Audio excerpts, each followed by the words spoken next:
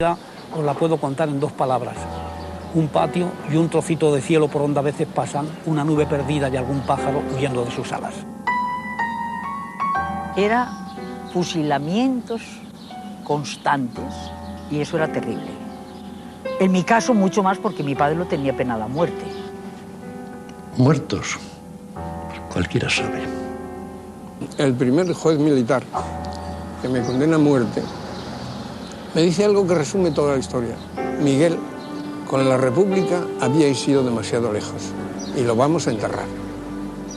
Muchas veces lo pensaba yo, digo, pues para tenernos así más vale que nos habrían fusilado el primer día que nos cogieron, porque era un martirio aquello, todos los días pensando que si te pegan o no te pegan. Cosas que pasaban en el campo de los almendros. Bueno, primero, que no quedó ni una hoja, que nos las comimos todas. ¿Cuántos murieron? Eso no importa. Más gente, más de las cárceles. Vamos a sacarlos de la cárcel y llevarlos a trabajar. El trabajo era pico y pala.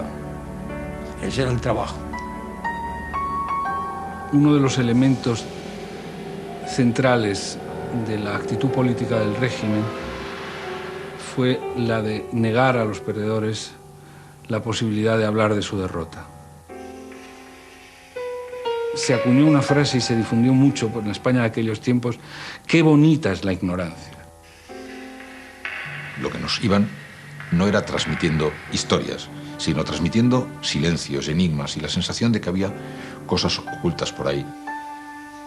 Se creó una falsa memoria del franquismo, una falsa memoria de lo que significó el régimen franquista para todas esas generaciones. El país de los perdedores quedó borrado del mapa, no existió. Lo que se hizo fue echar al olvido, voluntariamente, olvidar las querellas del pasado.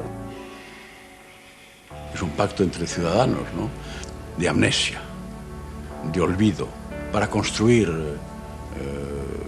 reconstruir un consenso democrático. Como si la sociedad tuviera un instinto de precaución que le hiciera tener muchísimo cuidado porque podría reabrir grandes heridas y desencadenar, pues nadie sabe qué grandes tormentas. Y de pronto pasa un tiempo, se descubre que ahora puede ser porque ya no se corre el riesgo de que se desencadene nada de esto, ¿no? Eso es lo que llamamos el instinto de riesgo cero. Hay como una especie de consenso general para que se abran las tumbas del pasado, metafóricamente y realmente. Poderles dar nombre y apellido en la sepultura de la memoria y de la realidad.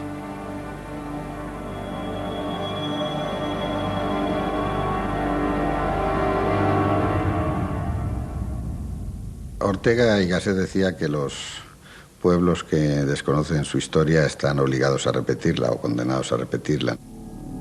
Hay viejos que dicen que este país necesita recuperar su memoria histórica, una memoria que solo pervive en su recuerdo y en infinidad de documentos ocultos durante décadas.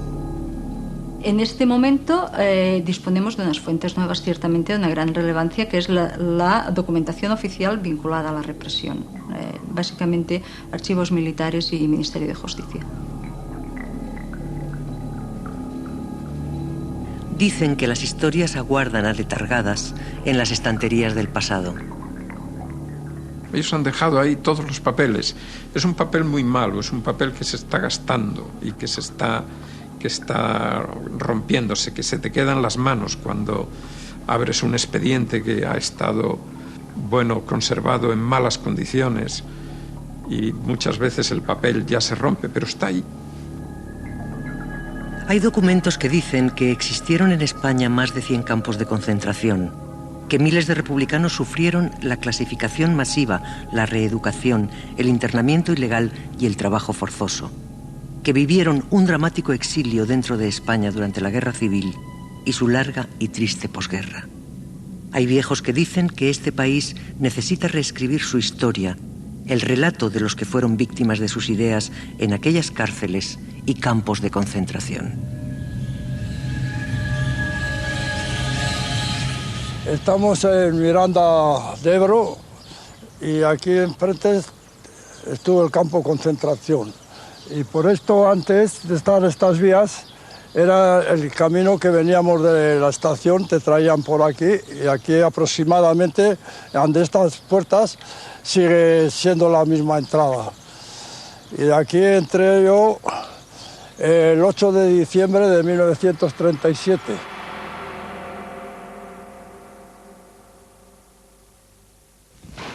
Hay viejos que dicen que el caos político y social que inundaba la República motivó el alzamiento militar del 18 de julio de 1936. Pero aquel golpe de Estado fracasó y se desencadenó una larga guerra civil fratricida que desenterró todos los odios y venganzas. Miles de ciudadanos se convirtieron en prisioneros de una guerra que sembró de muerte cada rincón de la geografía española. Aquí cuando calculo que estaríamos de 4.000, 4.500 igual personas aquí.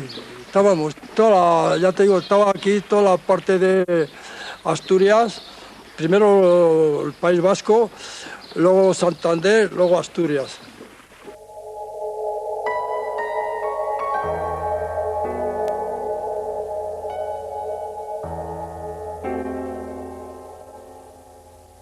Estábamos en el barro, todo después de pasar la bandera, el palo la bandera que estaba aquí también a la entrada, había un estrado donde se subían los a hacernos cantar el cara al sol y a echarnos los discursos que nos echaban.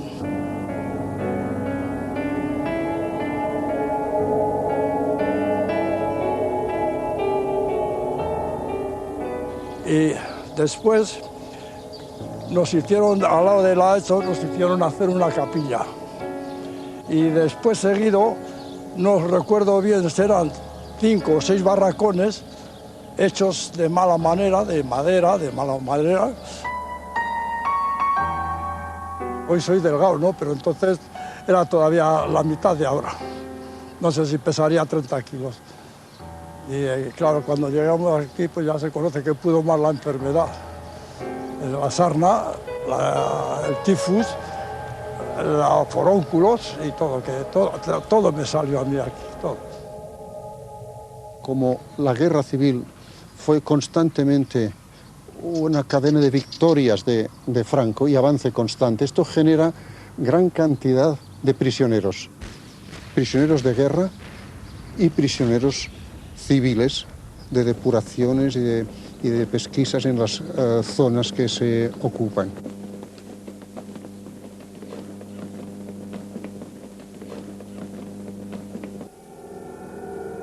En 1937, más de 100.000 detenidos desconocían su destino hacinados en centros de reclusión.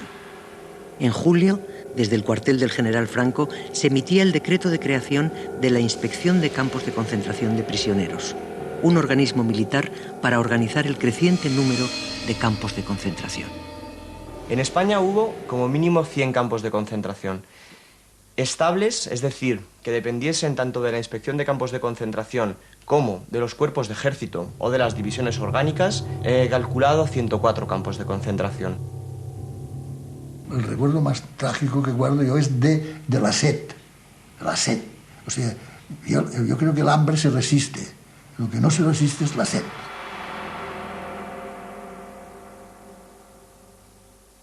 Voy conducido por la Guardia Civil en un tren y veo un charco de agua y me tiro del tren para beber. Y me disparan, pero al final no, vuelvo a subir al tren. No sé, desafío la muerte, pero la sed. En los campos eran concentradas personas de todo tipo, de toda ideología y clase social. Provenían de detenciones caóticas y masivas llevadas a cabo en los distintos episodios de la contienda. El primer objetivo de los mandos militares era clasificar a los prisioneros en diferentes categorías. Los afectos al movimiento recobraban la libertad o regresaban al frente, engrosando las filas del Ejército Nacional. Los desafectos, en función del Código de Justicia Militar del momento, eran agrupados según la naturaleza de su culpa. El futuro del prisionero dependía de su clasificación. La finalidad es muy clara. Clasificar para reutilizar. Eso sí persiste durante toda la guerra y después de la guerra, evidentemente. Los campos de concentración iban a jugar un papel fundamental en la economía de la guerra. una economía de guerra en la cual es necesario, es tan importante a veces un prisionero en retaguardia trabajando, o haciendo fortificaciones o haciendo puentes, como un soldado en la primera línea de fuego.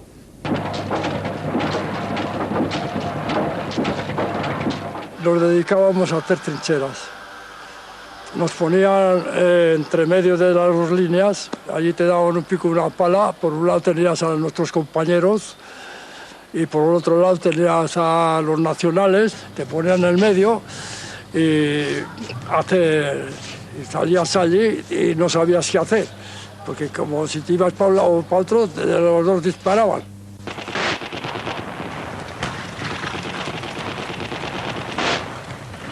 Y yo recuerdo que el batallón que estuve yo tuve muchas bajas, más de 70 bajas, 80 tendría. Entre 1938 y 1939 creció exponencialmente el número de campos. Los datos del Ministerio de Defensa Nacional señalan que durante la guerra hubo 367.000 prisioneros en campos de concentración.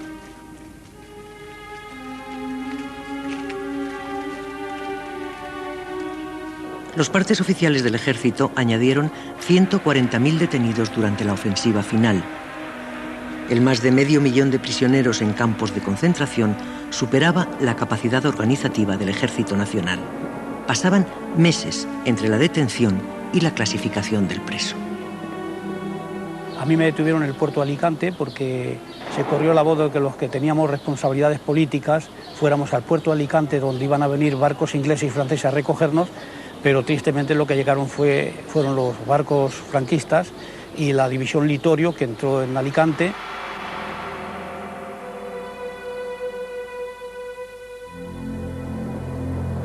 En 1939, más de 15.000 personas esperaban huir al exilio desde el puerto de Alicante. Los barcos nunca llegaron a recogerles y fueron detenidos masivamente por el Ejército Nacional y conducidos a los campos de Los Almendros y de Albatera. Fuimos amontonados miles y miles de personas sin comida. El agua, que era peor que la falta de comida, teníamos que hacer cola pues un día antes para por la mañana siguiente poder recibir un vaso de agua y comer, pues era, me parece, cada 48 una lata de sardinas para 2 personas. Muchas veces había escenas que eran tremendas, ¿no? Una persona en lo alto, abierto de piernas, y otro con una llave de lata de sardinas, tratando de romper las bolas que se le producían. En fin, eso era una situación verdaderamente demencial, ¿no? Demencial porque estamos al límite de la muerte. Pues, todos los días se morían compañeros de hambre, amanecías con compañeros que habían muerto a tu lado.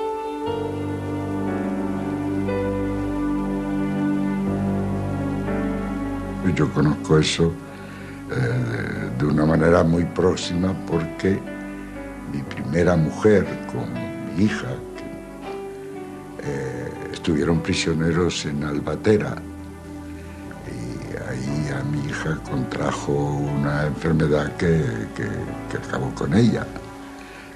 La niña era pequeña y no había leche, no había nada. Las condiciones fueron realmente trágicas. Los prisioneros estaban sujetos teóricamente al Código de Justicia Militar y a los Convenios de Ginebra de 1929. Los campos durante la guerra son centros en los que ninguna ley funciona, ni siquiera las que había en aquel periodo.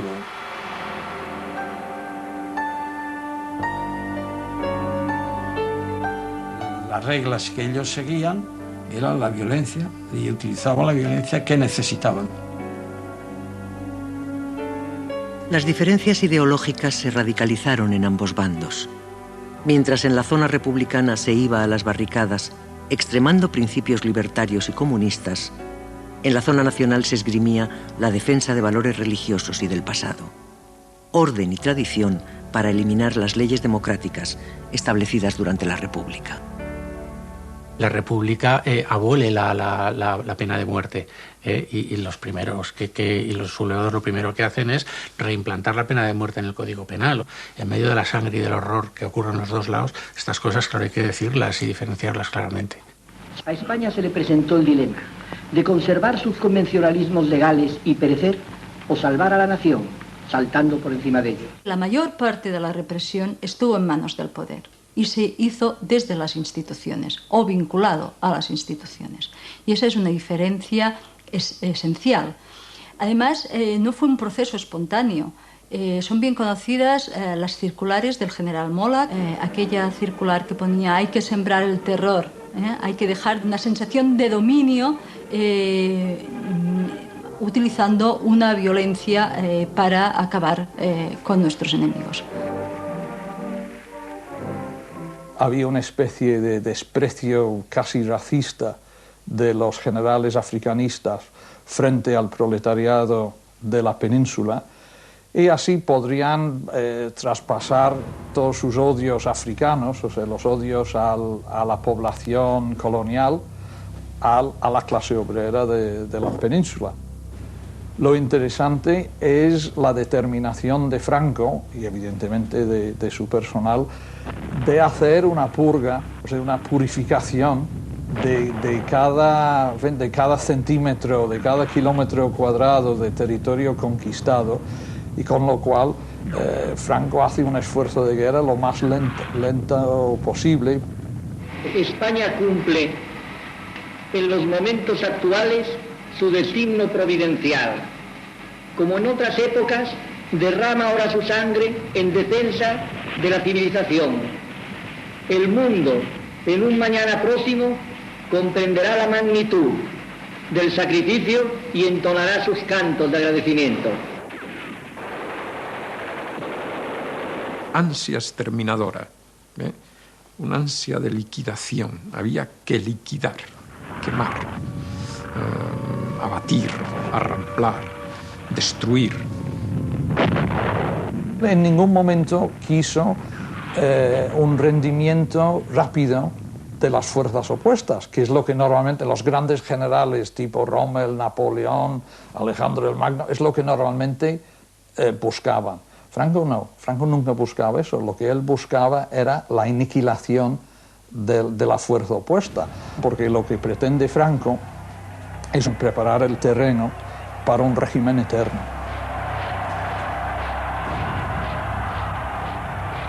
En el día de hoy, cautivo y desarmado el ejército rojo, han alcanzado las tropas nacionales sus últimos objetivos militares. La guerra ha terminado. Un 1 de abril de 1939, año de la victoria. Él pidió una rendición sin condiciones, con la cláusula, pero retórica, puramente retórica, de que la justicia del generalísimo sabría ser generosa con los vencidos y tal y cual. Quería tener exactamente las manos libres para proceder a la represión que juzgara necesario, con objeto de limpiar por completo lo que pensaba que era el virus que había contaminado a la patria. Esta fue la victoria, victoria total y para todos. Nadie quedó al margen, excluido o desamparado.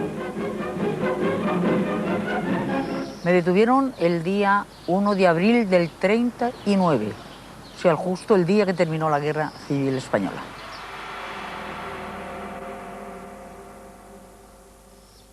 Y ese mismo día recibí la primera paliza.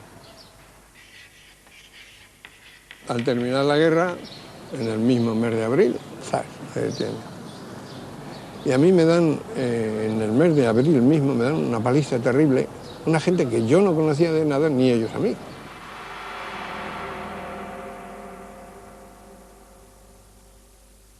Y mandan esa ropa ensangrentada a mi casa, sin decir de dónde yo estaba. Los campos de concentración en la época de Franco no son una necesidad de la guerra, son una necesidad política para imponer un castigo a los que se han opuesto al régimen. Pero hay que recordar que el último campo de concentración se cierra el año 1962 y estamos hablando de un cuarto de siglo. Y esto no hay ningún otro ejemplo en ningún país en que se tenga constancia de que haya durado este proceso tanto tiempo. Queremos libertad, pero con orden, y consideramos delituoso todo cuanto vaya contra Dios o la moral cristiana, contra la patria o contra la social, ya que Dios, patria y justicia son los tres principios inconmovibles sobre los que se basa nuestro movimiento. En confirmación de la fe en esta España que renace plena de virtudes, gritad conmigo: ¡Arriba España!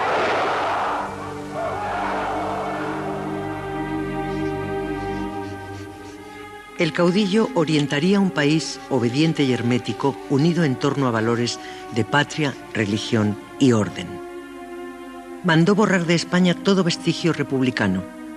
Implantó la causa general, un proceso judicial para depurar el llamado terror rojo. La denuncia popular se convirtió en arma fundamental del régimen para articular la represión. Tenía una función a corto plazo y una función a largo plazo.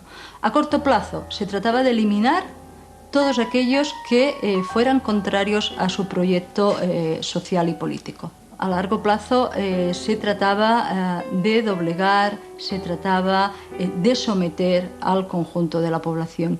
No se puede entender la permanencia del régimen franquista sin tener en cuenta la funcionalidad política de la represión. Los que habían perdido la guerra comenzaron también a perder la paz. Se administró lo que vino a llamarse la justicia al revés. Según el artículo 237 del Código de Justicia Militar, se castigaba por rebelión a los que habían permanecido leales al gobierno constitucional de la República.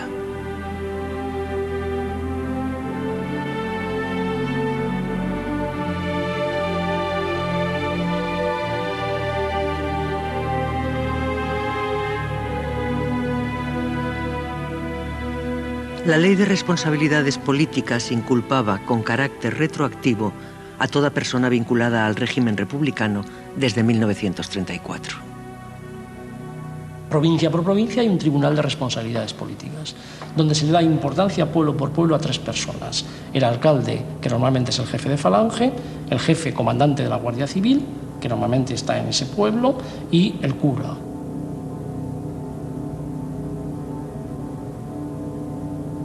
Al cura se le dice, usted va a ser un importante elemento de esta ley para informar y delatar.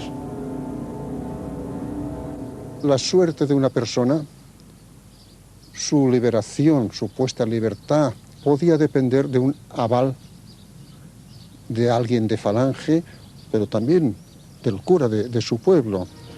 Certificar que aquella persona era católico practicante podía ser su salvación. Certificar que no era católico practicante podía ser su muerte. El lenguaje no es solo contra rojos, es contra alguien que vivía con una concubina, contra alguien que no bautizó a su hijo, contra alguien que no cumplía los sacramentos. Todo lo que yo había estudiado y aprobado hasta el momento de la entrada de los liberadores, pues no valía. No valía, como no valían los matrimonios, como no valía, es decir, había gente casada con hijos que de repente se encontraban que no estaban casados y que los hijos, como no estaban bautizados, no existían. Se persigue muy obsesivamente a las mujeres de los rojos, a las hijas de los rojos, sobre todo aquellas mujeres que han dado un salto más que las demás, que normalmente estaban en la izquierda, aquellas mujeres que se habían caracterizado por buscar un tipo de liberación, caen a cientos estas mujeres. Yo estaba escondida por miedo a que yo había tenido una responsabilidad política durante la guerra y como las delaciones era el pan nuestro de cada día, tenía miedo que se me reconociera y me detuvieran.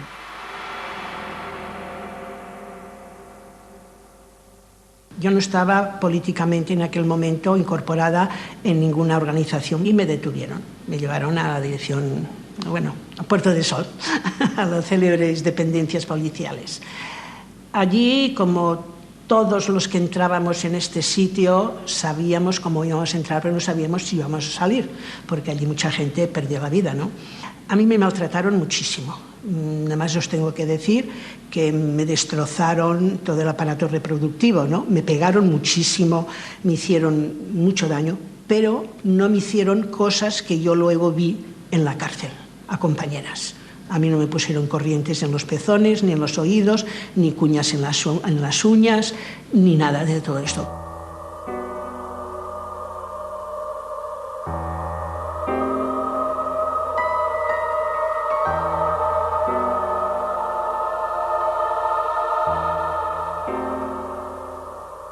En Gobernación, nada más entrar, me ponen en una celda que está cercana en el sótano, donde está la guardia de policías. Me suben arriba, que es donde torturaban, me dan una paliza de esas buenas, porque me quedé casi desmayado.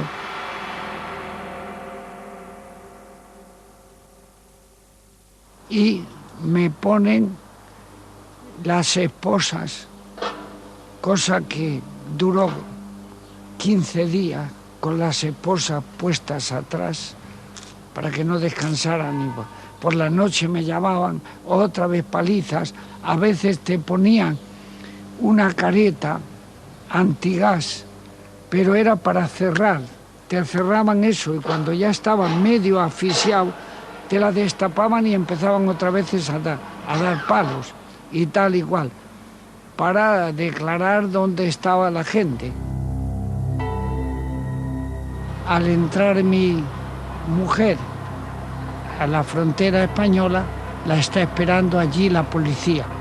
La detienen con el hijo y la llevan presa también hasta Gobernación. Y en Gobernación yo escuchaba llorar a un niño y no sabía que ese niño era mi hijo, el que estaba llorando. La represión tenía la idea no de incorporar a los derrotados en una futura empresa nacional de reconciliación y de reconstrucción económica, que hubiera sido lo lógico. Por ley, más de 300.000 personas fueron expropiadas y sancionadas económicamente por haber sido republicanas. Es síntoma del deseo de venganza. En algunos casos es síntoma del afán de lucro de quien realmente quiere apoderarse de la casa, del coche o del negocio de alguien que por la razón que sea envidia o odia. Y eso evidentemente las autoridades militares y falangistas en eso lo alientan. O sea, un ambiente de terror estatal pues evidentemente fomenta ese deseo de protegerse delatando a otro.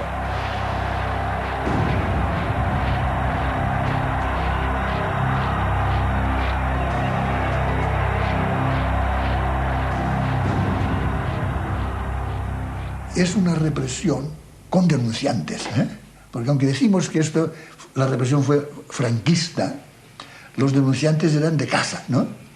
Y estos, en los sumarísimos, pues están los denunciantes. Y ahora estos sumarísimos están desclasificados y se pueden ver. Entonces se ve que son, pues, 8 o 10 papeles, la mayoría escritos a mano, en la que cuentan los denunciantes. Y esto era suficiente para condenar y condenamos a pena de muerte.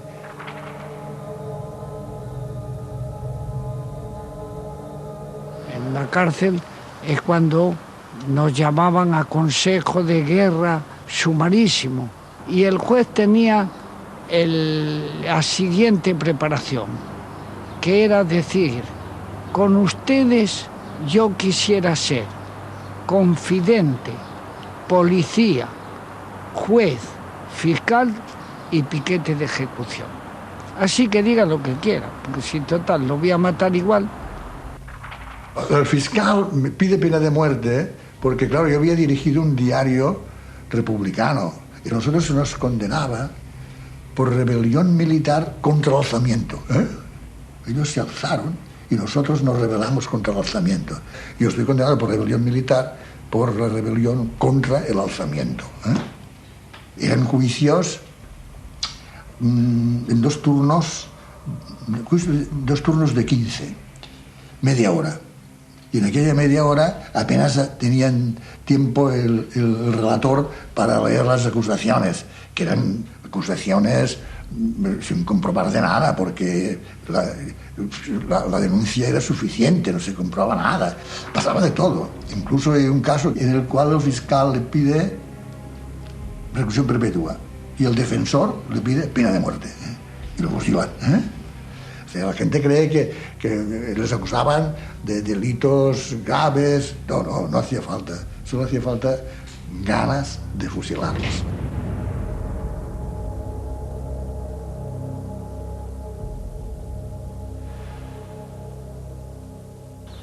Era fusilamientos constantes que los hacían en las mismas tapias del monasterio. De manera que nosotros, desde la galería donde estábamos, escuchábamos la descarga y después sabíamos los que habían matado porque escuchábamos los tiros de gracia. Y eso era terrible. En mi caso, mucho más porque mi padre lo tenía penado a muerte. Yo no sabía si en ese momento mi padre era uno de los que había caído allí.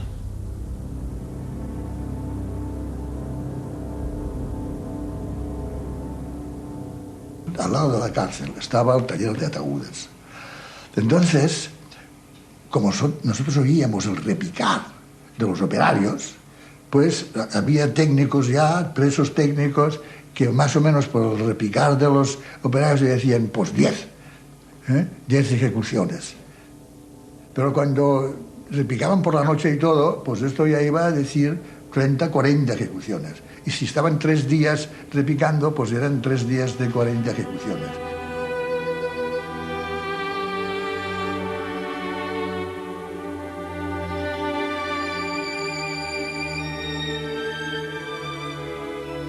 Nos hizo famosa la cifra del 1.000.000 de muertos durante el franquismo. Después de hablar con bastantes historiadores, yo llegué a la conclusión de que fueron varias decenas de miles, probablemente más cerca de los 100.000 que otra cosa, y en cualquier caso sumarían más que todos los desaparecidos de todas las dictaduras militares latinoamericanas juntas. La ausencia de registros en muchas provincias, los desaparecidos, las fosas comunes ocultas, todo hace imposible un recuento preciso de víctimas, tanto en guerra como en posguerra. La represión después de la guerra fue tan lejos que algunos historiadores piensan que hubo tantos o más muertos por fusilamiento después de la guerra civil que víctimas de la guerra misma.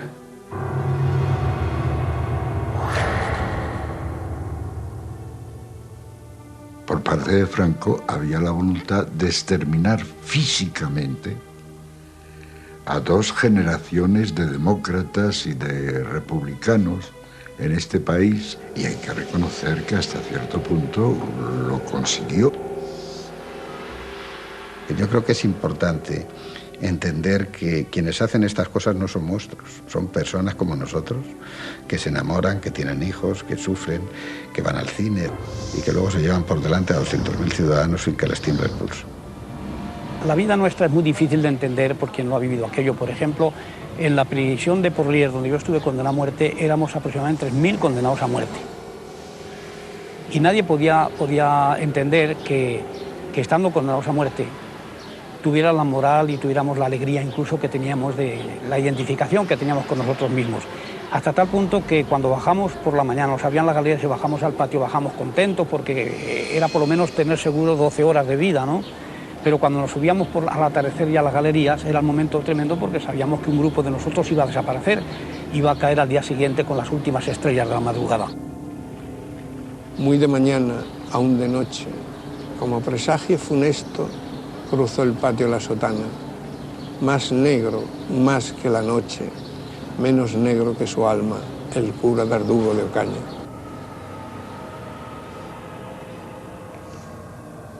Este cura, un cura muy particular porque estaba tan identificado que era el que daba los tiros de gracia, no solamente el que, sino que daba los tiros de gracia. Hubo atrocidades republicanas en los primeros meses de la guerra en que sí que fueron matados clérigos y evidentemente eso provocaba un deseo de venganza en sus allegados, ¿no? Fueron cercanos a los 8.000, 7.000 y pico. Es la mayor hecatombe sufrida por la Iglesia Católica en toda la historia de España. En la zona republicana se persiguió obsesivamente a los católicos. Hubo tal ensañamiento contra la Iglesia que para el Ejército Nacional la guerra se transformó en una cruzada en defensa de la religión. La Iglesia primero reverdece el mito de la cruzada, un mito medieval, y lo pasa al siglo XX. Un mito por el cual se puede matar en nombre de Dios. La Iglesia española ensalzó la figura del general Franco, convirtiéndole en un enviado de Dios hecho caudillo. Desempolvó conceptos medievales para acentuar la gloria de su triunfo. Le entregó la espada de la victoria y de su filo resurgió una moral antigua de fe, obediencia e inquisición. Le consagró como Mesías de la redención patriótica de los españoles. Justificó la guerra y la convirtió en la última cruzada del siglo XX. Era cruzada por esa defensa que se hacía de la fe en contra de este elemento extraño del ateísmo, vamos a llamarlo así, ¿no? Aunque ellos se llamaban comunistas, pero parece que pretendían raer de la tierra a la religión católica. Y los mismos papas, Pío XI y Pío XII, pues manifestaron su reconocimiento a España por la gran labor que habían hecho de defender no solamente España, sino también Europa entera de esta garra del comunismo. Así lo atestiguan, ya digo, estos sumos pontífices que estaban reinando entonces, Pío XI y Pío XII. La esposa de su excelencia el jefe del Estado español y los marqueses de Villaverde se dirigen con su séquito y acompañantes a la biblioteca privada del Santo Padre para ser recibidos en audiencia por su santidad Pío XII. Así se renueva la fidelidad de nuestro pueblo a la silla pontificia y se pide la bendición para todos los españoles. La Iglesia fue parte del Estado y tenía un poder evidente en la legitimación del nuevo poder que había surgido de la guerra, ¿no?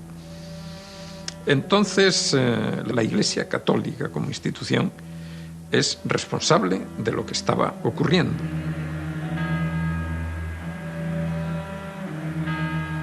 Se introduce otro elemento que viene por la coalición que forman los militares con la Iglesia, que consiste, digamos, en la elaboración de un nuevo discurso en el que aparece la necesidad de reeducar, dominar al vencido y que pueda redimir el pecado colectivo en el que se ha caído. Nos formaron, y ya te digo, estaríamos al pie de 4.000 y pico hombres ahí, y uno por uno nos hizo pasar, desfilar y besar un Cristo que tenía allí, un muñeco. Para mí era un muñeco que tenía allí en una caja y besar aquello. Luego los echó la arenga pues de la cruzada, como se hacía la cruzada, todas las salvajadas que se les podía ocurrir a aquella gente en aquel tiempo. Porque en vez de buscar la paz, lo que hacían era querernos embelecer, querernos presentar, pero no podían. Cuando eran muchos, como es natural, siempre se sacaba un altar porque hay un privilegio en el clero castrense que se llama de altar portátil. Entonces, en estos campos de concentración que se hicieron, el capellán siempre estaba durante varias horas, o quizás toda la noche, con aquellos que iban a fusilar, ¿eh? Y por cierto que sufrieron mucho estos capellanes porque el papel y el trago que tenían era grande, ¿eh? Algún capellán cuenta sus triunfos, como si fuera un piel roja que cuenta las cabelleras que ha cortado los rostros pálidos, pues los que ha logrado convertir a última hora antes de que los fusilaran. Lo que se impuso sobre todo fue una idea de catolicismo tradicional, ¿no? La idea de que el que pensaba diferente pues era un pecador y que por lo tanto tenía que redimir su culpa, ¿no? Y podía redimirla, ¿no? Pero no en la discrepancia, sino en la conversión.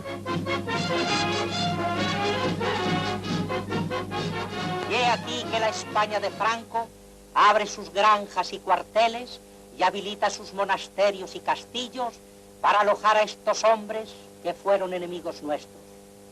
Unos venían enfermos, heridos otros.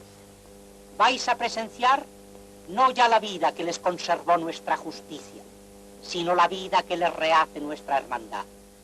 Se les ocurrió que había que cambiar el catecismo. Primero, Dios había que decía lo mismo, pero con otras palabras. Y luego había que cambiar el quinto mandamiento, que era no matar, pero había que decir matar con justicia. Entonces, a las mujeres que no se sabían quién era Dios de otra manera, los sacerdotes eran tremendos. No se lo sabían y las pobres lloraban.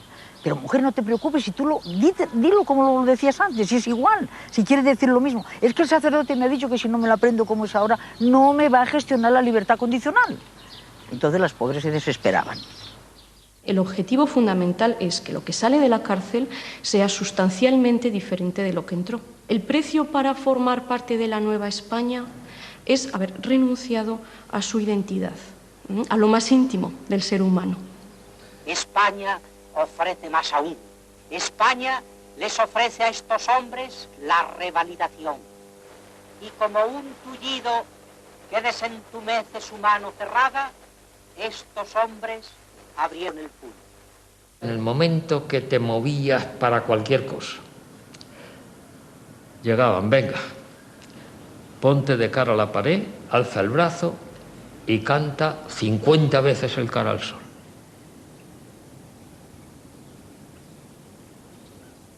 Había gentes que los habían vuelto locos.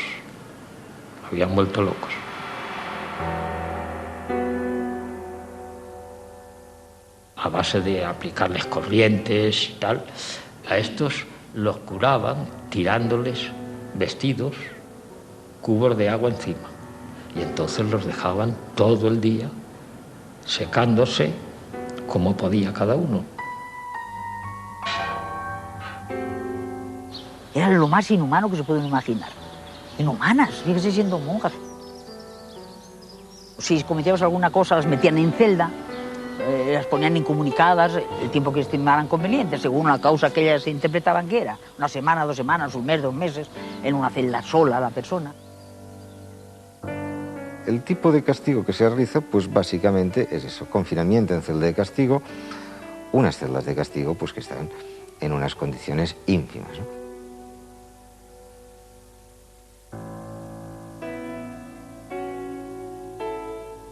Yo, dentro de la celda de castigo, la única cosa que noté, que es perceptible y física, ¿no?, que pierdes la capacidad de hablar.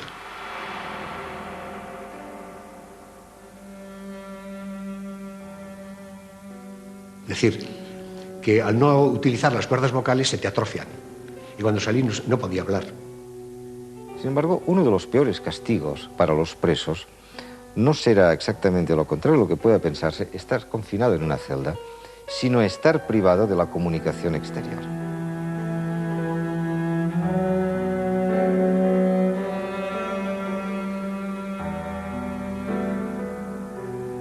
Mi compañera Tomasa Cuevas, que ha sufrido mucho, que la han torturado, que ha estado, me parece que 9 años en la cárcel o tal.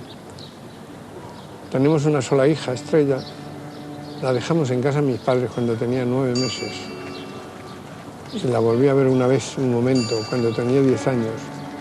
Y luego cuando vino a Burgos, con 17, para pedirme permiso para casarse. Cuando nosotros veíamos pasear a alguien solo por el patio, sabíamos que no era un hombre que estaba hundido, no era un hombre que se hubiera rendido, no, es que tenía problemas con la familia, porque la familia es el verdadero talón de Aquiles de los presos políticos. Saben cómo conseguir mayores entregas, mayores abnegaciones y mayores sometimientos de los presos, prometiéndoles una visita, prometiéndoles una carta. Es evidente que los funcionarios están aprovechándose de un sistema que ya de por sí está pervertido.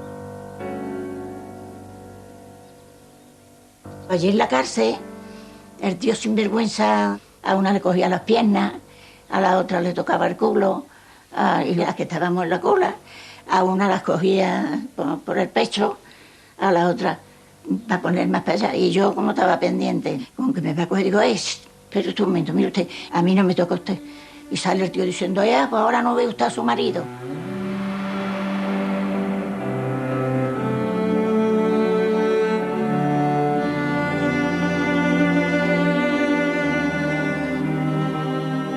Las visitas eran crueles, porque eran en grupos, y entonces todos hablando, y como resonaba, una especie como de túnel de entrada, pues gritaban más, y cuanto más gritaban menos se oían, y así estaban, pues no sé si un cuarto de hora, gritando, hablando con los familiares.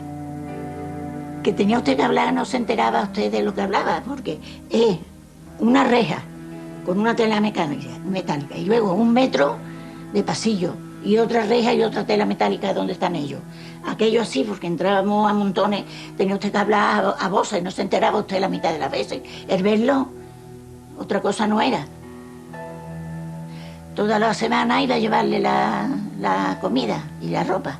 Lo que yo podía llevarle, porque le daban 2 boniatos, uno por la mañana y otro por la noche. Era lo que comían. No hay duda que las mujeres lo pasamos mucho peor que los hombres. Los hombres tuvieron unas madrinas y nosotras no tuvimos padrinos. Las mujeres pues estábamos en los penales y nos arreglábamos como podíamos, pero los hombres tenían o sus mujeres en el pie de la cárcel, o sus madres, o sus hermanas. Aparte, ibas envejeciendo. Tú habías entrado joven y, claro, los años iban pasando. Y si tenías 20 o 21 años, eran uno, otro y otro, hasta que llegabas, pues yo había pasado de los 30. Las funcionarias te seguían torturando, la tortura esa psíquica de que cuando tenían la más pequeña ocasión le decían, bueno, si como vosotras no se acuerda nadie, cuando salgáis nadie os mirará la cara, porque claro, ¿cómo os vais a casar si estáis llenas de arrugas y enfermas y tal? La mujer republicana fue objeto de una represión moral y psicológica más sofisticada que la del hombre. Su persecución estuvo avalada por los estudios del Gabinete de Investigaciones Psicológicas que Franco personalmente ordenó crear a Vallejo Nájera. Las investigaciones psiquiátricas que se realizaron a brigadistas en San Pedro de Cardeña y a mujeres presas en la cárcel de Málaga con el objetivo de conocer su tipología psicológica fueron publicadas. Las conclusiones a las que llega Vallejo después de pasar los test de Marston, Mira y hacer algunas pruebas son las siguientes. La mujer tiene una tendencia degenerativa hacia el mal, evidentemente la mujer republicana, la mujer que ha participado en política, y esa tendencia se activa justamente en los entornos democráticos. El entorno de la Segunda República había disparado esa situación de malignidad de la mujer, provocando que crease o que hiciese, que desarrollase auténticas barbaridades represivas. Incluso Vallejo habla de necrofagia. La conclusión es de que esa situación puede ser salvada, porque el problema, dice Vallejo, no es genético, sino que es del entorno democrático. El problema es del entorno cultural. Por lo tanto, el futuro de España, la regeneración de la raza española puede ser salvada si los hijos de esas mujeres son segregados de ellas. Y por tanto, construye la tesis de la segregación total. Y eso es lo que, aunque parezca atroz, realmente sucederá. Y además, las cifras no son pequeñas. En 1943, en esa situación se hallan 9.000 y pico de niños y niñas. Pero es que al año siguiente, en 1944, esa cifra ha aumentado a 12.000.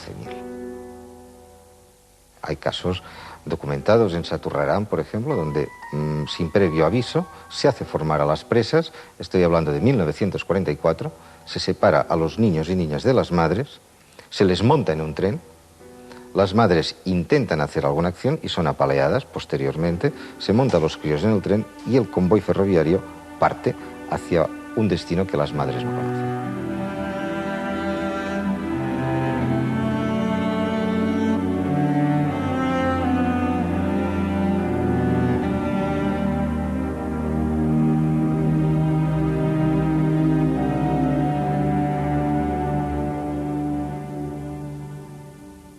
por encima de todo, nosotras estábamos imbuidas de que debíamos de demostrar a la prisión que éramos personas que conservábamos en todo momento nuestras ideas y nuestra dignidad. Yo he dicho siempre que lo fundamental de un luchador por las verdades es mantener la alegría interior y no dejar que esa alegría interior se pierda. Yo recuerdo que hice la letra de una canción que con música de Choti la cantamos allá en grupo los presos, y más o menos era y es la pepa la llamaban a la pena de muerte. Y fíjate qué humor había que tener para empezar a cantar todos. Y es la pepa una gachí que está de moda en Madrid y que tiene predilección por los rojillos. Cuando viene esta mujer a la cárcel de Porlier y al más bravo se le arruga el solomillo. Bueno, así que seguía la canción, y los guardianes se quedaban alucinados. Pero cómo esta gente, que algunos de ellos van a morir esta madrugada, son capaces de cantar y de ¿comprendes? O sea que íbamos adquiriendo también una autoridad moral sobre los propios guardianes. Y los que en principio tenían odios contra nosotros, llegó un momento en que te respetaban, tenían que respetarnos, ¿no? Porque se daban cuenta de la dignidad de nuestra vida y la entereza de nuestra actitud, y eso también nos salvaba, ¿no?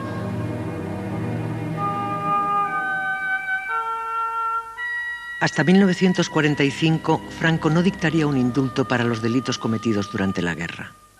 A partir de entonces, permanecerían en prisión solo los detenidos en posguerra.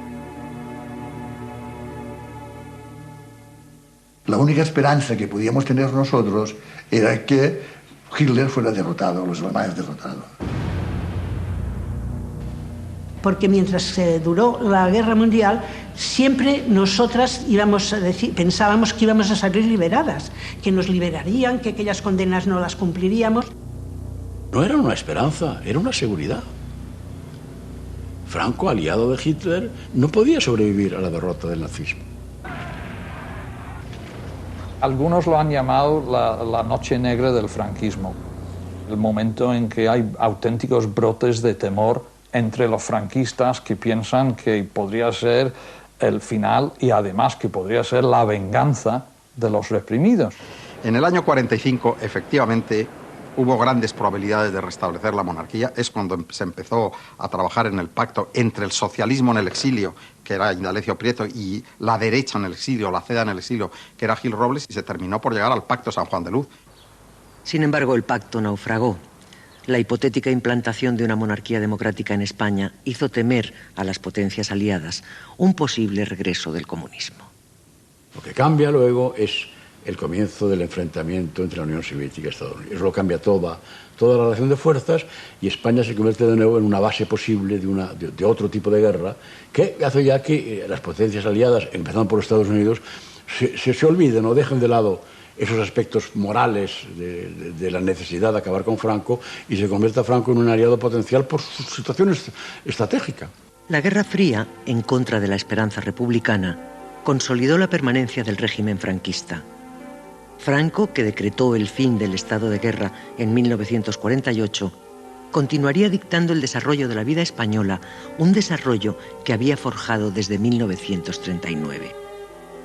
La dictadura, sin apenas recursos económicos, había tenido que levantar una España destruida tras la guerra civil y había inventado fórmulas para sacar de la miseria un país devastado tras la contienda.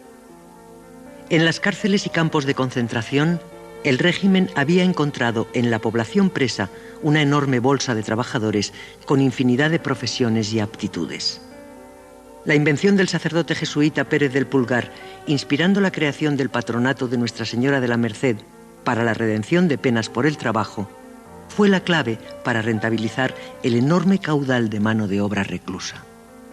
Se les hace una ficha con su nombre, con sus apellidos, con la familia que tienen, pero sobre todo se les hace una ficha laboral, en qué trabajaban, qué categoría tenían, para qué empresa habían prestado servicios.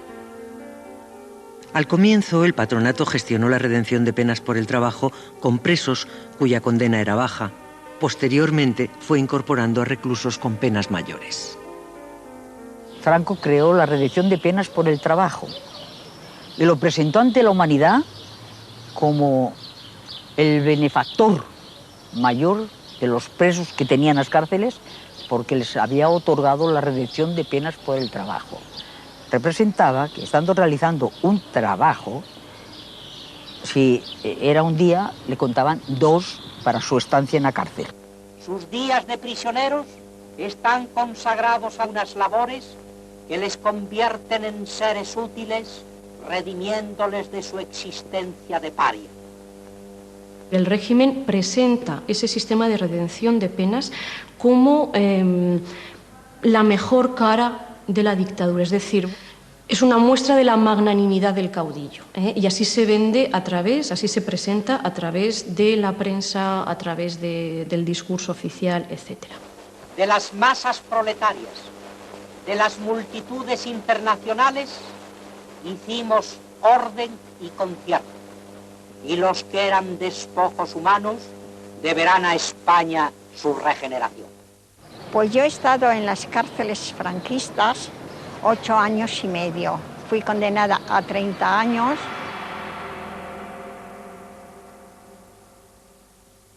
Y algo que me hizo mucha impresión al entrar en la cárcel de Ventas, y era un letrero que había que decía: la seriedad de un banco, la disciplina de un cuartel y la caridad de un convento. Entonces estaba ya un poco la redención de penas por el trabajo, y las compañeras que estaban en los talleres redimían. Uno, pues con una condena de 30 años, pues no podías esperar redimir, porque una condena por redención no la ibas a sacar, está claro. Entonces, ¿por qué ibas a hacer lo que te dijeran? Pues no me daba la gana. Y lo he hecho siempre que he podido. En Ventas se organizaron talleres para redención con la pena por el trabajo. En principio no estábamos muy convencidas de que debíamos asistir a los talleres porque era una explotación, ¿no? Pero se llegó a la conclusión de que, bueno, pues de todas maneras, pues era un medio de redimir que hacía falta, y económicamente nos solucionó muchos problemas. El Patronato para la Redención de Penas por el Trabajo abonaba una pequeña cantidad de dinero que permitía a los presos amortiguar su miseria. Por otro lado, creaba una vía para salir de la cárcel, aunque fuera para trabajar de manera esclava. Fue sobre todo una especie de huida de ese lugar tan peligroso que eran las cárceles, ¿no? Uno estaba más seguro fuera, aun a pesar de trabajar en condiciones inhumanas, pero estaba más seguro fuera que dentro de las prisiones. El régimen franquista había elaborado ambiciosos planes de obras públicas incorporando la utilización de mano de obra reclusa. Los presos trabajaron a lo largo de la geografía española en todo tipo de obras, en cuencas mineras, en pantanos, en construcciones ferroviarias, en la reconstrucción de pueblos para la Dirección General de Regiones Devastadas. Las colonias penitenciarias, los batallones de trabajadores fueron una mano de obra esencial y prácticamente gratuita para la reconstrucción de zonas devastadas, para la creación de zonas de regadíos, para el emblemático Valle de los Caídos. Los presos desempeñaron una labor esencial en la reconstrucción del país. En 1943, el número de presos políticos trabajando en obras llegaba a 23.000, triplicando los que permanecían en prisión. Me pasé el Consejo de Guerra aquí, me condenó a muerte, después me gració Franco y me metió en el campo de concentración y en el batallón de trabajadores en Belchite.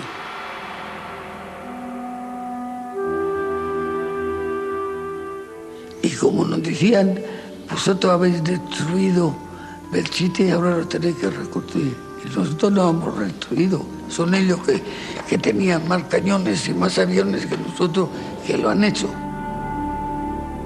Se reconstruyeron los pueblos más emblemáticos que la guerra había arrasado. Desde el balcón de la Casa Consistorial, el jefe del Estado pronuncia un discurso evocando la lucha creadora, de la que es un símbolo el bello Brunete resucitado. En la Sierra de Guadarrama se trabaja en las obras del Monumento Nacional a los Caídos, que será erigido en aquel lugar por decisión personal de Franco. Conversa el jefe del Estado con los trabajadores que viven en el valle formando colonia. Dormíamos en un barracón que habían hecho de madera el ejército.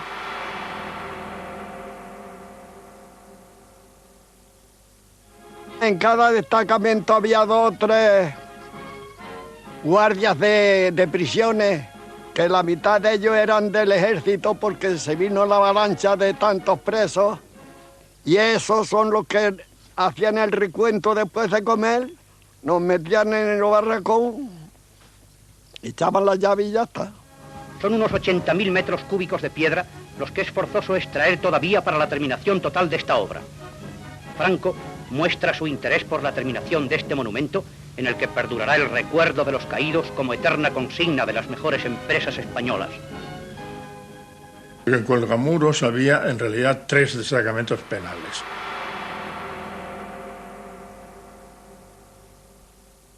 El que estaba construyendo el monasterio, que es en el que yo estaba, el otro que estaba horadando la cripta, y el tercero estaba construyendo la calzada, la carretera de acceso y de circulación al monasterio.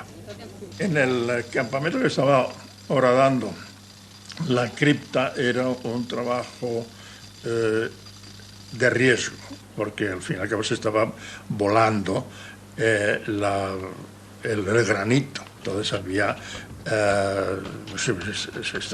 se estaba trabajando con pólvora, dinamita.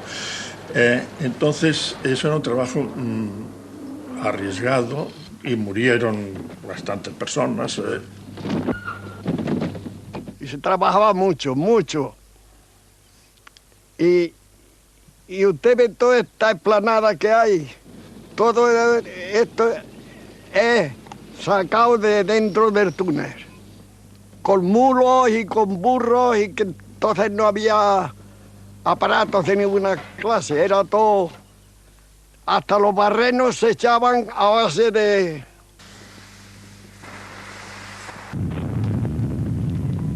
Y salían las criaturas de ahí, salían igual que si lo hubieran metido en eso de yeso. No había para estirar los humos ni... vamos.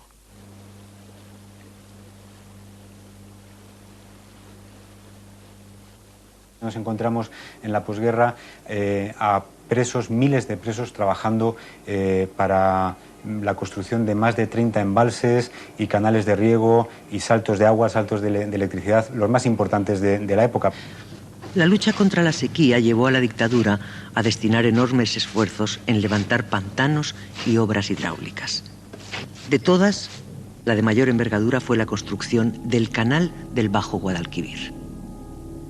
A nuestra espalda está situado una de las esclusas o compuertas de lo que es uno de los sifones más importantes de este canal. Tiene 500 metros y justamente en el lateral de ese sifón estaba el campo de concentración de los Merinales, que era el campo fundamental, el más importante de esta obra, que duró entre 1940 y 1962, ¿no?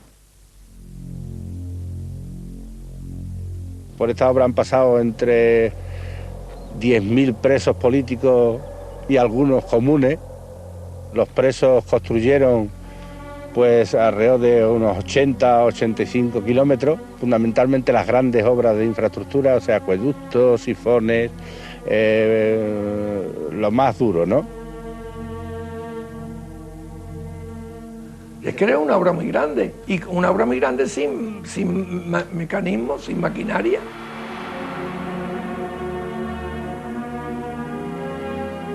Fue de esclavos la cuestión, se puede decir que fue de una esclavitud moderna. Yo muchas veces nos preguntamos, creo que todos ustedes se habrán preguntado, ¿cómo harían las pirámides de Egipto? Y aquí hay que acabar 2 metros cúbicos de tierra. Y allí pim pam y pim pam. Y claro, allí no se hablaba ni de verano, ni de invierno, ni de vacaciones, ni de Semana Santa, nada de eso se hablaba allí. Allí había que trabajar todos los días. ¿Cuántos murieron? Eso no importa. A ellos no importaron los que murieron. Más gente, más de las cárceles. Vamos a sacarlos de la cárcel y llevarlos a trabajar.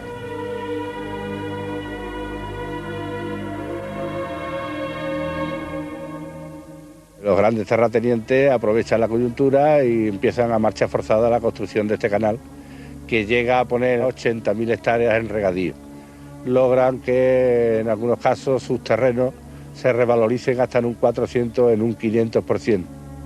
El régimen había conseguido articular un sistema para rentabilizar a la población reclusa.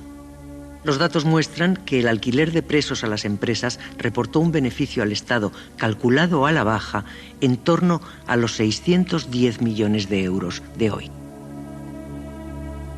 Lo que prevalecía era hacer negocio tanto público, el Estado, con el alquiler de los presos, como las empresas privadas que naturalmente estaban relacionadas con el Estado.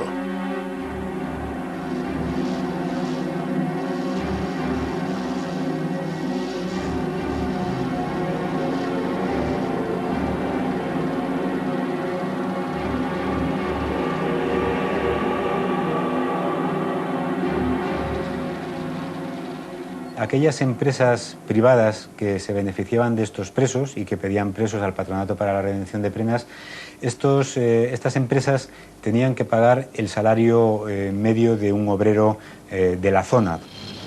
El salario medio se encontraba en torno a las 14 pesetas, de las cuales el preso percibía 50 céntimos. Si estaba casado, cobraba 2 pesetas más, y si tenía hijos menores, 1 peseta por hijo. El resto, el 76%, lo percibía íntegramente el Estado. Allí pues ahí estuvimos reconstruyendo el pueblo y yo me manqué aquí, tengo el corte, me manqué y allí luego nos dimos cuenta de que aquello no era del ejército, porque cuando me manqué tuve que firmar las bajas como se firmaban en los trabajos entonces, pero yo me di cuenta de eso, que yo había firmado papeles de baja. Allí cobraba los sueldos y a nosotros nos daban los 2 reales que y no te daban más. Que mucho de esto está tapado, pero muchas de las empresas importantes de construcción hoy se hicieron ricas entonces, a costa de los presos. José Banús es un empresario al que encontramos ya en el año 43 utilizando presos a los que iba a buscar incluso de cárcel en cárcel. La empresa Duro Felguera, la empresa minera asturiana, pues tiene trabajando en 3 pozos fundamentalmente pues a cientos de presos a lo largo también de 20 años. La cementera Por la Iberia también tiene destacamentos en Castillejo, en la provincia de Toledo, durante 20 años. El canal del Guadalquivir, pues Fomento de Construcciones y Contratas, por ejemplo, también trabajó con estos presos a través del Servicio de Colonias Penitenciarias.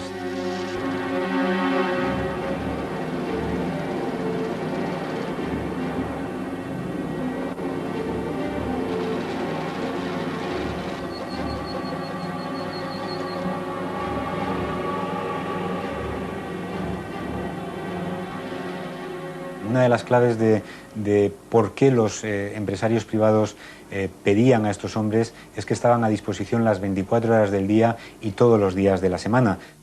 Para muchas empresas que construyeron pues, los grandes pantanos, los grandes embalses, los grandes canales de riego en medio de la nada, la posibilidad de tener a 100, a 200, a 500 trabajadores a pie de obra siempre disponibles era una garantía de que esas obras pudieran avanzar.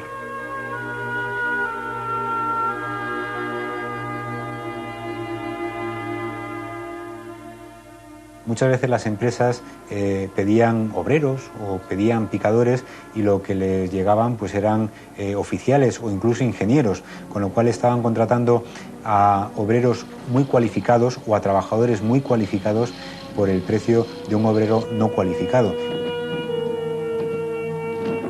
Se llegó a constituir un sistema tan sofisticado y tan perfecto que era un poco la autarquía dentro de la autarquía. Los presos comían en platos de metal, con cubiertos de metal que se fabricaban en el taller de metalistería de la prisión del Dueso. Los presos, los funcionarios de prisiones, los militares vestían uniformes que se confeccionaban en los talleres penitenciarios de mujeres, pues de Ventas o de Saturrarán. Es decir, nos encontramos con un sistema absolutamente perfecto en donde hasta el cemento que se utilizaba para construir las obras que hacían los presos era cemento que se fabricaba en empresas en donde trabajaban destacamentos penitenciarios de presos. Es así que el sistema fue desde luego de una sofisticación y de una perfección absoluta. Madrid se restaura y embellece merced a la labor conjunta del Ministerio de Obras Públicas y del Ayuntamiento de la capital. 701 viviendas resumen la labor realizada últimamente en Madrid por regiones devastadas para aliviar el problema del alojamiento. En el 20º aniversario de la Victoria Nacional se inaugura la Gran Basílica de la Santa Cruz del Valle de los Caídos, que, como se afirmó en el decreto fundacional, tiene la grandeza de los monumentos antiguos que pueden desafiar al tiempo y al olvido. Otras viviendas se levantan en las inmediaciones del puente de Praga, junto a la autopista de Toledo, con un total de 72. El desarrollo de la economía española ya en los 60 apenas recibió mano de obra reclusa. Los sucesivos indultos del caudillo fueron permitiendo que la mayor parte de los presos políticos saliera en libertad. Lo más difícil para mí ha sido la libertad, porque yo en la cárcel, con 23 años ahí, sabía vivir. Era como mi hábitat natural. Yo hubiera aguantado allí 100 años más. Era como una piedra más de la prisión. Lo que no estaba preparado era para la libertad, no estaba preparado para la vida. Estaba como si estuviera flotando. Me parecían las calles, yo la conocía en Madrid, yo había estado antes, ¿no? Me parecía la gente diferente, que andaban diferente, vestían diferente. Y yo estaba que no me centraba. La salida de la cárcel es muy bonita, es muy hermosa, pero es muy dura. Primero, porque sales, y como diría yo, así como una cosa muy etérea que sale nada más, pero que lo demás queda allí dentro. Todo lo demás queda allí. Has vivido muchos años con todas aquellas compañías, con toda aquella vida, con todo aquello. Entonces no es fácil de ligar, que sales y... Y cuando salí yo tuve que caminar a tientas como si hubieran parachutado en un planeta extraño. Los ojos se me volvieron rojos, que preocupó a los médicos, lo investigaron mucho, porque cuando yo salía al campo me mareaba. Es decir, si yo estaba en la casa, pues estaba tranquilo. Incluso en las calles, que si había edificios altos delante de mí, también estaba tranquilo. Pero si salía al campo, que es lo que más deseaba, tener horizontes abiertos, pues me mareaba por completo, como si me pusiera una gafa que no fueran mía. Y es que en la cárcel no había perspectiva. Yo no sabía comer con tenedor ni cuchillo, porque eran 16 años, que nada más era la cuchara. No sabía comer, no tenía soltura. Tenía que buscar un trabajo en que yo pudiera trabajar, no depender de los demás. Yo tenía 37 años, solamente sabía coser. Coser, yo no tenía ninguna preparación, ningún título, no tenía estudios. ¿Y quién te da trabajo en la calle? Si necesitaba lo primero un aval de Falange y otro de la iglesia. Si has estado en la cárcel, te irían a dar unos avales. ¿Cómo tenías que solucionarte la vida? Era durísimo, muy duro, sí. La dictadura permaneció en España mientras Franco estuvo vivo. El dictador había atado la continuidad del régimen, designando como sucesor a Juan Carlos de Borbón. Mantuvo la dureza de la represión incluso en los últimos días de su vida. Hubo fusilamientos hasta septiembre de 1975. Franco desoyó el clamor de diferentes sectores sociales que pedían el final del régimen y el retorno a un sistema de libertades. El anciano caudillo vio hasta el final una España sometida al poder de su dictadura. Españoles, Franco ha muerto. A partir de 1975, la muerte del caudillo abría en España un difícil tránsito de la dictadura a la democracia. Había mucho miedo de los franquistas a que se ejerciera un proceso de responsabilidades, que se reclamaran desde responsabilidades penales hasta bienes o propiedades, ¿no?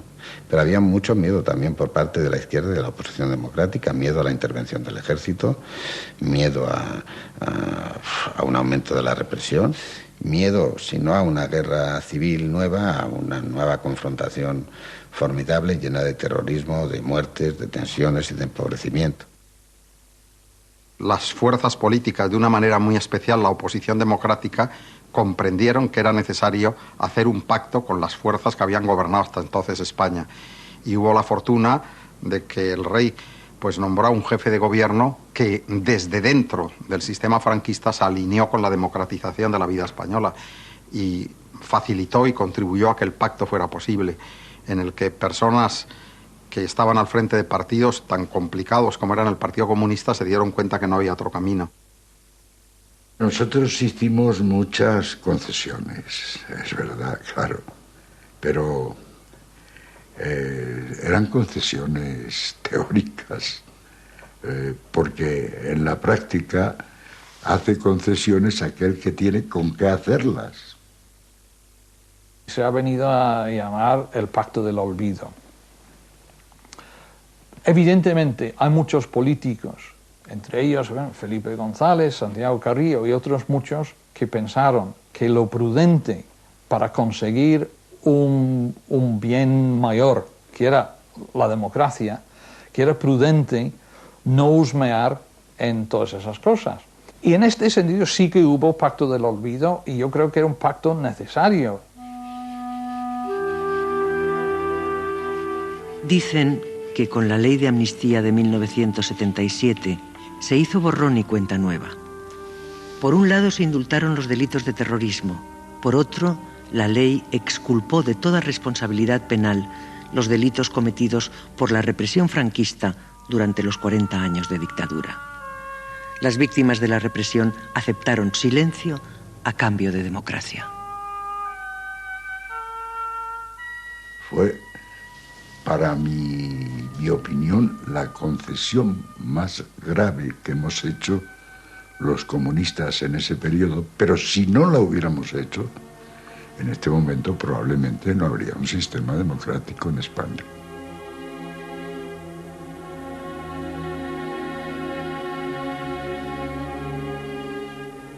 La transición y la Constitución se hizo así, diciendo, bueno, yo renuncio a parte de mi diario, y usted también, y estamos todos descontentos porque esta Constitución nos reúne todo lo que cada uno quiere, pero ¿para qué es esto? Para que nuestros nietos no vivan unos años 36 o una larguísima posguerra como se vivió en España. Hay viejos que dicen que tal vez el silencio en la transición fue necesario, que había que esperar hasta el 20 de noviembre de 2002 para que el Congreso de los Diputados condenase el golpe de Estado contra el gobierno democrático de la República. Hoy queremos sacar del debate político este tema. Ponerle fin. Hay jóvenes que dicen que no es suficiente, que no hay libertad sobre la amnesia, que ahora, en pleno siglo XXI, cumplidos 25 años de la actual Constitución, la memoria histórica debe alcanzar la conciencia colectiva de todos los españoles para consolidar una auténtica democracia. Hay jóvenes y viejos que dicen que este país necesita reconocer a las víctimas de su pasado para superar definitivamente las heridas de su guerra civil y su larga posguerra. Necesitamos curar esas heridas. La gente lo necesita para poder vivir con naturalidad, porque sobre el olvido no se puede construir una auténtica democracia. Para que los jóvenes consideren siempre, a la vista de la historia nuestra, cómo se pueden perder las libertades, cómo se puede uno convertir de un ser humano con todos los derechos que tiene, ¿no? Verse arrojado y sometido a la condición de animal, de zoológico, ¿no? La gente cuando conocía mi historia me preguntaban, casi siempre me decían, ¿y no, usted no tiene espíritu de venganza, no desea tener una venganza? Y yo decía, pero yo me sentiría muy desgraciado. Si después de haber perdido 23 años de mi cárcel, ahora mi objetivo sería vengarme, no. Ni un muerto, ni dos muertos, ni todos los muertos del mundo me pueden devolver a mí 23 años de cárcel. La venganza no es un ideal político, no puede ser un fin revolucionario. No, venganza no, pero reconocimiento sí. Reconocimiento de que esto ha sucedido en España, más que nada porque no se vuelva a repetir nunca más. Lo que deseamos y por lo que luchamos es porque nadie tenga que pasar lo que yo he pasado en la cárcel. Que no sea eso posible nunca más ni para nadie en España.